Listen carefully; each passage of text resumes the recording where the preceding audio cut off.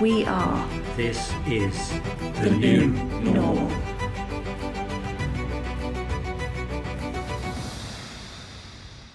Good morning. It's exciting to be carrying on our new series in Romans as we look at the new normal. I am a very big planner. I love my diary. It's in front of me probably 2 or 3 times a day. I like to put my to-do lists in there. My meal planning goes in there. It's got to be pen and paper, though. I can't be doing with the digital.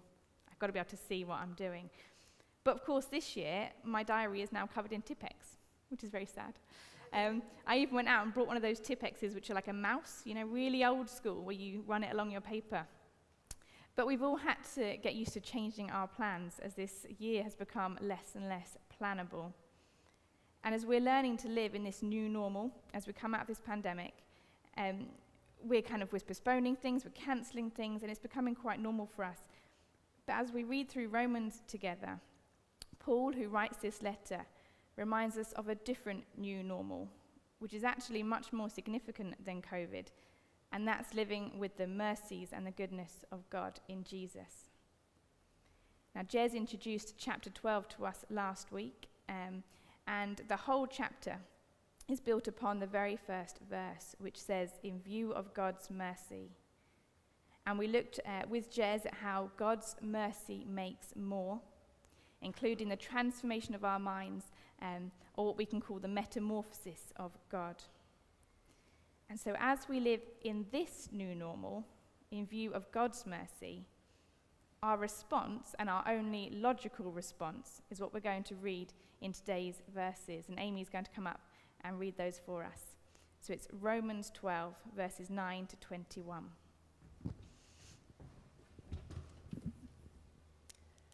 Love must be sincere. Hate what is evil. Cling to what is good. Be devoted to one another in brotherly love. Honor one another above yourselves. Never be lacking in zeal, but keep your spiritual fervor, serving the Lord. Be joyful in hope, patient in affliction, faithful in prayer. Share with God's people who are in need. Practice hospitality. Bless those who persecute you. Bless and do not curse.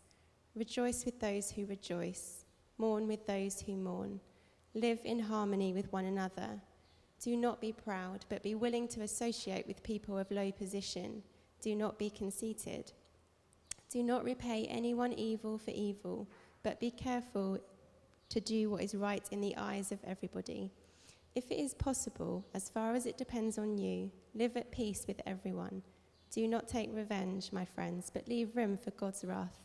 For it is written, "It is mine to avenge, I will repay," says the Lord. On the contrary, if your enemy is hungry, feed him. If he is thirsty, give him something to drink. In doing this, you will heap burning coals on his head. Do not be overcome by evil, but overcome evil with good. Thank you, Ames. So Paul is describing to us the effects of verse 2 earlier in this chapter, which talks about the renewing of our minds. So all these instructions that Amy's just read to us are only possible by a renewed mind. And many of them don't sound normal in our society today, but they show us how to love in the new normal in view of God's mercy. And Paul has a lot to say in these verses. So we're going to break it down into 2 parts. First, we're going to look at love without the mask in verses 9 to 16. And then we're going to look at love with mercy towards the end of the chapter. So love behind the mask, or love without the mask. We've all been wearing physical masks for quite a long time now. Sometimes they can be quite useful at hiding things. And our little 18-month-old Stanley, it's all he's really known. So when people say, "Oh, we must look all strange with our masks on, and the poor thing can't really see us smiling," actually it's completely normal for him. I think there might be a generation who can read people's eyes really well, because that's all they've seen. And in just the first 5 verses of that passage today, Paul lists 13 behaviors that Christians should adopt. But he begins all of those with love. Genuine love, without hypocrisy, without selfish agenda, and without a mask. Love that is only interested in the good of the other person, And by putting love at the beginning of this list, Paul is setting the tone for all the other instructions in the chapter, because each of those is to grow out of love. Now, when we think about showing love, most of us have learned how to be kind, how to be polite, perhaps even how to appear to take an interest in others. Early on in our marriage, I learned that when West Ham are playing on TV, it's not how are they doing and is West Ham winning, but it's how are we doing and are we winning? But God calls us to a more sincere kind of love that requires our effort and our time. It requires a personal involvement, a love that helps the other person become a better person. Now, no one has the capacity to love everyone in the church or in their community with this much time and involvement, but that's why we're a church. That's why we are a body, not just a hand or an ear. Because as a body, we can show this kind of love to everyone in our church and everyone around us in our community. See, Paul deliberately addresses this letter to all in Rome who are loved by God. And at the beginning of this chapter 12, he addresses brothers and sisters. This call to love others is not an individual task, but it's for us as a body. Now, to genuinely love someone and invest in them, we do need to use our time, and it goes beyond our Sunday morning greetings. And sometimes it's worth having the conversation, who do I want to help grow this year? Who do I want to support and to show compassion to? And then really including that person, that couple, or that family in your life. Paul mentions to practice hospitality amongst these verses. Now, Martin will confirm that I get quite flustered around people coming round when the house is a real mess, and I'm not really a natural chef to just lay the table out with a Sunday roast. And Martin will say, but it's not the Queen coming round. But I'll say, but they need to not trip over toys as they walk in the hall, and they need a bit of sofa without cars on where they can sit down. But being hospitable, like Paul tells us, is different to hosting. Because hosting looks to our own needs. It looks for us to be the hostess with the mostess, and to present yourself in the best light. But being hospitable looks to others' needs. If someone's lonely, you give them company. If someone's really busy, you can offer to cook them a meal. That's one less thing for them to do that day. If somebody's achieved something, you celebrate with them and have them round. And as a church, this is our challenge, to look for people who need love and to show that to them. Now, I know that saying to love someone can sound a bit wishy-washy. So let's think about it as showing compassion. And compassion has its roots in the words to suffer alongside. When we love someone, we suffer alongside them. To remove your own mask and be vulnerable is an act of suffering. And to love someone intentionally beyond their mask actually requires a willingness to suffer as well. I remember growing up with a friend, and I'm sure lots of you will have experiences like this as well, and she just had a knack of offending others and pushing people away. And most people just thought, well, she's not very nice. And she got excluded from the friendship group and pushed to one side. But I knew that beyond her mask was someone who was so loving and so generous and so caring. And so to love her beyond her mask actually meant being met with falsehood, perhaps being judged for standing by her, and even being pushed aside myself and overlooked as she continued to insist on wearing this mask. But we're called to love beyond our own masks and beyond somebody else's mask as well. Now, Paul gives us more specifics about how to love someone in the rest of this passage. And in verse 10, as we read, it says, "Honor one another above yourself." To put others before yourself is to champion them to do well, to do better than even yourself. And this behavior isn't normal in our society when we're told to just reach the top, whatever it takes. But if we remember that these instructions all start with a genuine love, then we know we're also not talking about the kind of honoring that would lead to our own promotion. We don't honor our boss just to be the next in line, or honor powerful people to get them on our side. God's way of honoring has got to be rooted in love. And we are to honor others because they are created in God's image and because they are our brothers and sisters in Christ. But what is honouring? In sports terms, it could be about making an assist instead of a goal. It's about others achieving their best instead of ambitiously seeking to be first. A friend of ours who's a real foodie said that when they have people round, the way they honour is by offering their guests the best cut of the meat or the biggest slice of cake, which I'm sure the foodies in here would find a challenge in honouring. Some of us find it difficult even to praise others, feeling that in doing so might take something away from ourselves. And there's a myth in parenting, and actually amongst employers, that if you honour someone too much, perhaps their ego will grow a bit too large. Perhaps they'll relax and think they don't need to work very hard anymore. But again, if we think of this in terms of an athlete such as a runner, when you honour a runner by helping them to achieve their goal, standing on the sidelines, cheering them on, joining them on the track, speaking truth to them about how well they've done so far and that they can reach the goal, the runner doesn't stop mid-race feeling all smug. If anything, it pushes them to run faster and even harder. And so as we look to honour one another, perhaps in our church family, we are pushing each other on in the race, helping others go deeper with God, to know God more, and to go further in a relationship with God than perhaps we even have ourselves. To build a community of honouring one another is not necessarily normal in our culture, but it is the new normal in view of God's mercy. Now, this sounds really amazing, to be in a community who are loving each other genuinely, honouring one another above ourselves. But Paul doesn't stop there, because he reminds us not to do these things begrudgingly. But in verse 11, he says to be never lacking in zeal and to keep our spiritual fervour. Zeal meaning great energy and enthusiasm, and fervour meaning an intense passion.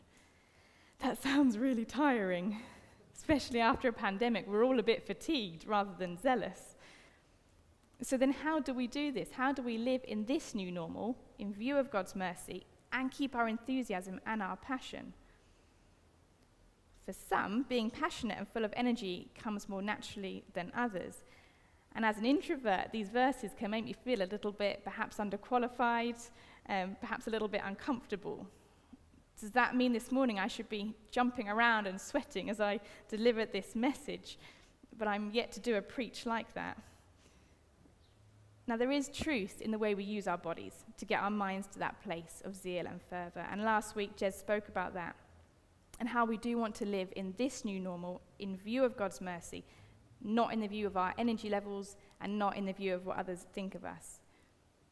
But nevertheless, when we sing songs about dancing and becoming undignified for God, that comes more easily to some of us than others. And some of you might feel like that today, perhaps not naturally overly energetic. But the good news is that being zealous for God is not an introvert or extrovert thing. Paul's main message here isn't about inhibitions and self-confidence. It's about knowing who God is and who you are because of his mercies. And then when you know that, you find that burning inside yourself to know him even more, be filled with his Spirit, and for others to know this too. One translation of verse 11 reads like this: allow oneself to be set on fire by the Holy Spirit. Paul is telling us to keep our connection with God switched on. Don't settle for what feels like a faulty connection, because if your walk with God feels less exciting than what you've read about in the Bible, then remember that the Bible tells us in James 4, come near to God and he will come near to you. In John chapter 3, it says God gives the Spirit without limits. So we can pray for God to fill us up more with his Spirit and put fervour in our spirits. Talking of faulty connections, a few weeks ago, our boys were trying to get something off the TV stand, and in doing so, knocked everything off, including the box that connects the internet, the router. So I put it all back on, checked all the wires. TV was fine, but the router had no lights on it whatsoever. So I checked the cables and I switched the plugs because sometimes that works. And still there were just no lights on this router at all. So I explained to the boys, we've got no internet today. You can still watch TV, but you'll have to watch live TV. You can't choose what you want, and this blew their minds. But anyway, Martin came home from work, and I said, Martin, the internet's not working. And he said, have you called the internet guy? I said, no, I kind of hoped you could just do something that might fix it. And he said, but you turned it on. I said, yeah, the plugs are on. He said, no, but you turned it on, right? So we went over to the router box, and sure enough, on the back is an on and off switch. And we turned it on, internet's back on again, and the boys are back in the 21st century. But sometimes it's like that with us, and we can just feel a bit disconnected from God. We know he's still there. The signal's not blocked. God hasn't run out. He's there for us. But sometimes, like I need that help applying those instructions, sometimes we need a bit of help applying the gospel. And in this passage in Romans, the application actually is in verse 11 and 12, when it says to be full of the Spirit, joyful in hope, faithful in prayer, and patient in affliction. And so if you're feeling more lethargic than zealous about loving God and others, perhaps you're just exhausted, particularly from the last year and a bit, and it's taking a while to adjust back to life, because church on YouTube and Zoom has been an amazing tool, but it's not the same. And perhaps we've forgotten a little bit about how to be a body again and how to be together, to be back living in community. So let's help each other to switch back on, to get connected again with each other and with God. It's not an individual task. This letter is addressed to brothers and sisters. Before the service each Sunday, you can come and meet in the room next door. It's called the Boiler Room, and come and pray before church is on. And I've been a few times, and the first time I went, if I'm honest, I just thought, I've got no idea how to pray with other people again. It's been so long since praying in a room with others. I definitely wasn't zealous, and I kind of just sat there like, I don't know what to do. But there's others in there who had zeal and whose spirits were full of fervor. So I sat there and I thought, you know what, God, I just want to catch this. I want to be encouraged and spurred on by the body that I'm a part of. So I'd encourage you, if you are feeling that lethargy, if you're feeling lethargic, then why don't you come along and let's help each other to be full of the Spirit, joyful in hope, faithful in prayer, and patient in affliction. Let's do that together as a body. Now, another way that Paul encourages us to love in this new normal is to love by rejoicing with those who rejoice and mourn with those who mourn, in verse 15. These verses are never more true than in a group of new parents. Because parents love to weep with those who, like them, are losing all their sleep, or who, like them, have got a toddler who refuses to eat their vegetables, or a school child who won't do their homework. We can weep with those sorts of parents, and many lifelong friendships are formed at 1 a.m. as two parents are messaging, trying to get their newborns to sleep. But when you're in those circles, there's always one that comes along and says that their baby is sleeping through the night. And when it comes to rejoicing with those who rejoice, that's a little bit harder, and it's not so easy. Perhaps this parent has come along and they've even showered that morning, or they've eaten a hot breakfast, and through gritted teeth, they are congratulated on this success. Because we often find ourselves jealous of other people's success or good fortune, and perhaps judgmental of their struggles. But if we are to love others with the genuine love that Paul starts this passage with, then we need to pray that by the renewing of our minds, we will be able to do so. So Paul instructs us on how to love God and others without a mask, without any hypocrisy, and how to rejoice in others' rejoicing. But what happens when relationships don't go smoothly? What happens when we're not treated the same way back? It says in this passage, Paul says to bless those who persecute you, bless and do not curse. Do not repay evil for evil. Do not take revenge. Leave room for God's wrath. A phrase you'll often hear us call out in our house as we sprint after our boys is, don't get him back. Do not retaliate. And then you try other tacts like, who's going to show kindness first to their brother? And when we tried explaining to our 6-year-old about not retaliating, he looked at us like we were completely mad and it was the most ridiculous thing in the world. And he said, you're telling me that when my brother hits me, I'm supposed to just not hit him back? Now, as hard as it is for children to understand this, it's not something we actually grow out of very easily. I was talking with the youth a couple of weeks ago about these verses, and it's actually really hard to understand how you do stop that bully if you don't retaliate back, if you don't give as good as you get. Is there really another way to respond, or does the Bible only apply when you turn 16 and leave school? Or perhaps it applies to most situations, but not the one person who's making your life really, really difficult. But what Paul's telling us here isn't new. He's reflecting Jesus' teaching in Matthew 5 in the Sermon on the Mount, where Jesus talks about retaliation and loving our enemies. And Jesus says, if anyone slaps you on the right cheek, turn to him the other also.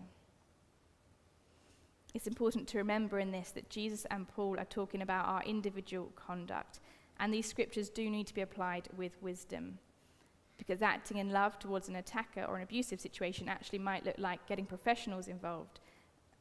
They're not saying that loving someone means letting them abuse you. Paul doesn't talk about this lightly. This letter is addressed to the Christians living in Rome, and they were hated by the Romans. Their faith was seen as a new and dangerous superstition. And even by just 50 AD, we're told that the whole human race detested them. As Paul wrote this, Roman persecution hadn't yet escalated to killing, but Paul was pretty sure that it would, and he wasn't wrong. Already, Paul knew that the Christian message is about God sending his Son to people who hated him and crucified him. And yet, while being nailed to a cross, Jesus cried out, "Father, forgive them, for they do not know what they are doing." And since then, Paul had seen Stephen, a young Christian, react in the same way when he was being stoned to death. "Lord, do not hold this against them," he said. And Paul himself endured great persecution, so he really isn't talking ignorantly when he tells us to bless and not curse.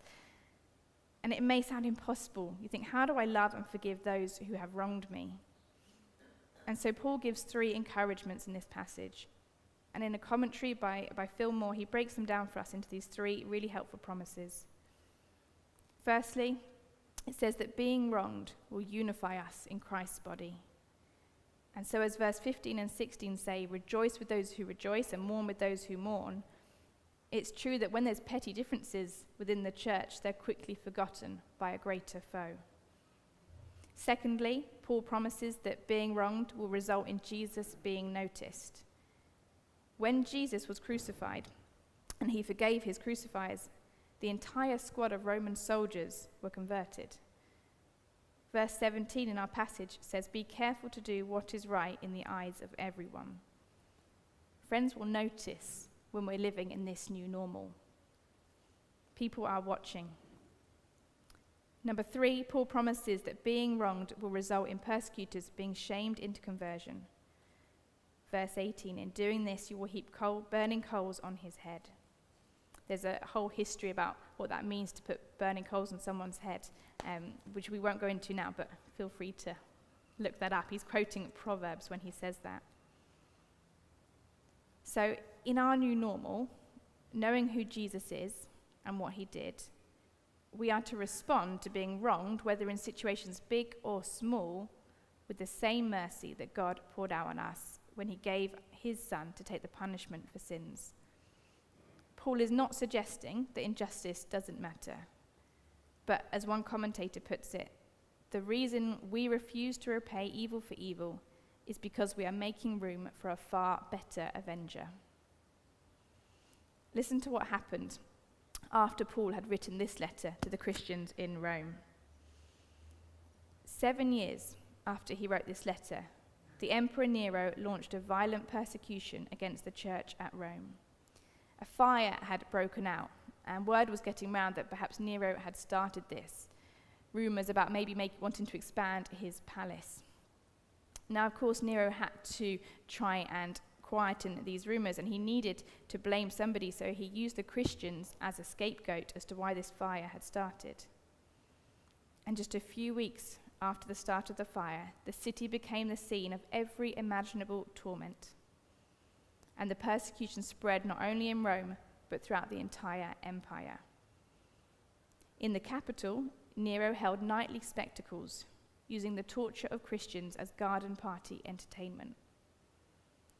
The Christians who were still alive responded to this persecution as Paul commanded them by making room for the avenger, and returned blessing and forgiveness even as their loved ones died.